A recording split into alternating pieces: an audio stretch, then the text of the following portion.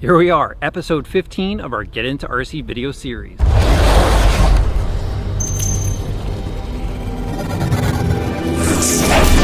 And I just realized I haven't taught you guys the basics of driving. So that's today's video. I'm going to teach you how to simply drive your RC car. So if this is your first time picking up an RC car, you're going to want to watch the entire video. All right, let's get to work. Okay, so the first part of our lesson is about the steering and the throttle. This is obviously the steering wheel here, and the trigger here is your throttle.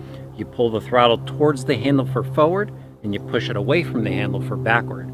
All right, now the steering wheel, it's just like the steering wheel on a car. You turn it right to go right and left to go left. Now, one thing that many beginners forget about hobby grade radio systems, your steering and your throttle are proportional. So that means if you give it a little bit of steering, it'll steer a little bit. If you give it a lot of steering, it'll steer a lot more. Same with the throttle. It's not an on-off switch. You give it a little bit of throttle and it should go forward. You give it a lot of throttle, it should go a lot faster. Okay, now that you have the basic knowledge of the radio system, I want to tell you how it translates to the car. So with the car facing away from you, left will always be left and right will always be right. However, when it comes at you, that is reversed. So what I like to tell people to do to start off with is have the car face away from them and hold the transmitter and wheel as if you were kind of sitting in a real car or power wheels if you're a young driver watching this. So as it's going away, you could steer right to go right and left to go left. So now let's actually start to drive. When you start to drive, the best thing to do is just give the throttle a little bit of a pull so it goes nice and slow. So here the car is slowly driving away, and I'm going to give it some right steering. And as you can see, going right and now left, right and left. And then what I like to tell people to do is go straight, turn around, slow down or stop, make your wheel turn, let it come back around, and now come straight at you. And kind of just give it a little bit of turn back and forth so you get a feel of how the vehicle works. And then just keep making ovals. Slow down on the turn, slowly go forward, turn it, come back around, and just continue to make ovals.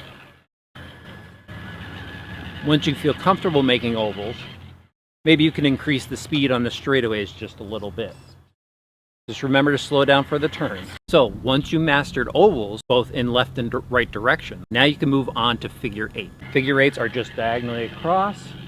I'm turning to the right, coming back, making a left turn. Driving out, making a right turn, coming back, making a left turn. And then you could switch it so you get a better feel.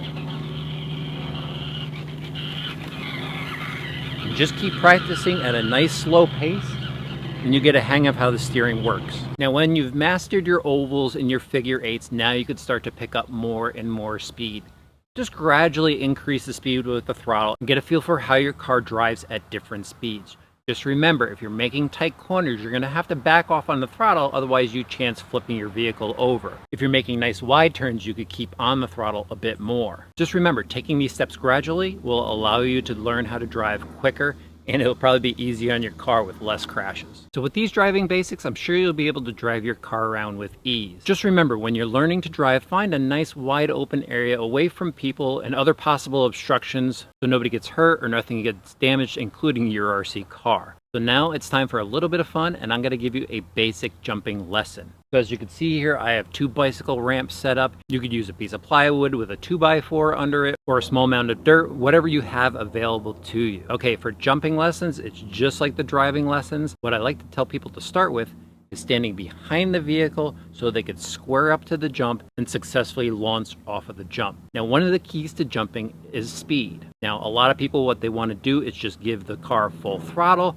but that's not necessarily the best way to jump all the time. What I like to tell people to do is generally use a medium throttle for your first jumping experience. Most cars will jump nice and level at a medium throttle. Too little throttle and the car will just fall off the end of the jump and probably nosedive.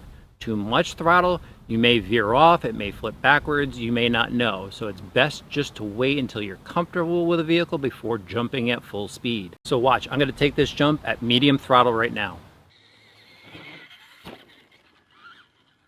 See how I jumped nice and level and landed on all four wheels, and I really didn't have to do much other than just drive it straight. Come back to my starting point and I'll show you what happens if you drive too slow.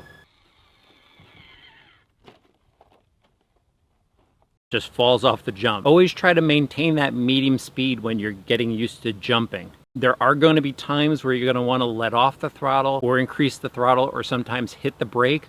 But right now, just for learning, try to maintain that medium speed until you get a feel for your vehicle. We'll talk about using throttle and steering to manipulate jumping in a later Get Into RC video. Now let me show you a few more jumps.